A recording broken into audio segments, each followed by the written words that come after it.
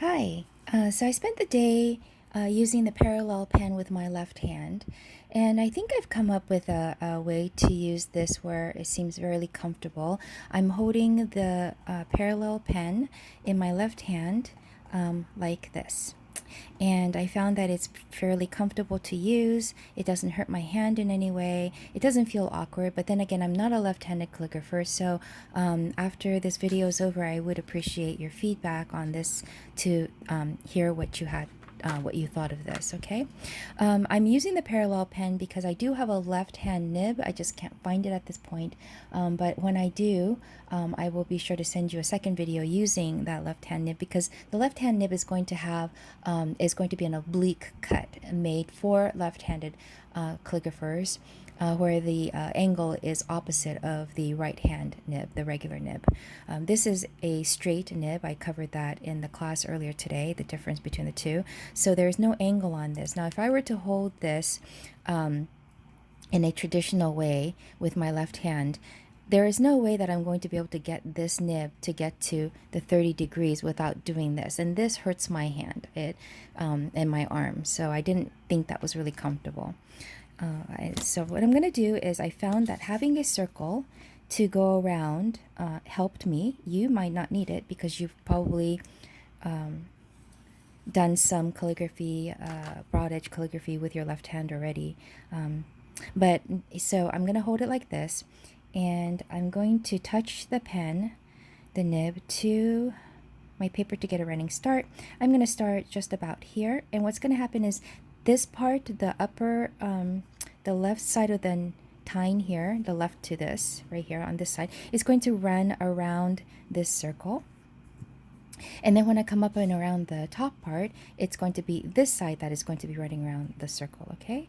So keeping your nib flat on the paper, you're going to get a running start, ink it up, and you're going to pull and come around.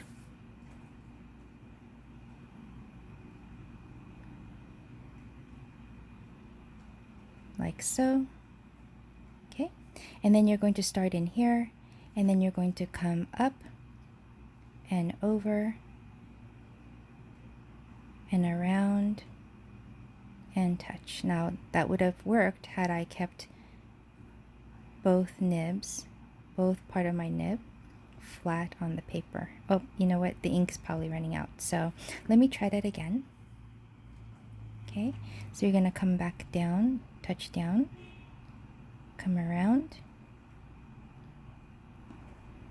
go down to the bottom line here, come around and stop, and then you're going to pull in from inside, up, over, down, and around, and you're going to close up your circle, like so. Okay, and it doesn't have to be a perfect circle. This could probably use a little work, but other than that, not too bad. If I had followed through around with the ink and I follow this outside curve that I had taken, then this is what the O would look like. All right, and for the line, for the eye, I'm sorry, what I did was I simply, and the reason why I also like this is because then I'm not going to run my hand through the ink, because I'm up and above. I guess you would call this kind of like the hook, right? So for this one, I just placed my nib here, come up, and then I'm going to pull down towards me, and then I'm going to come up at the end here. Come down and around, like so. I lifted too soon.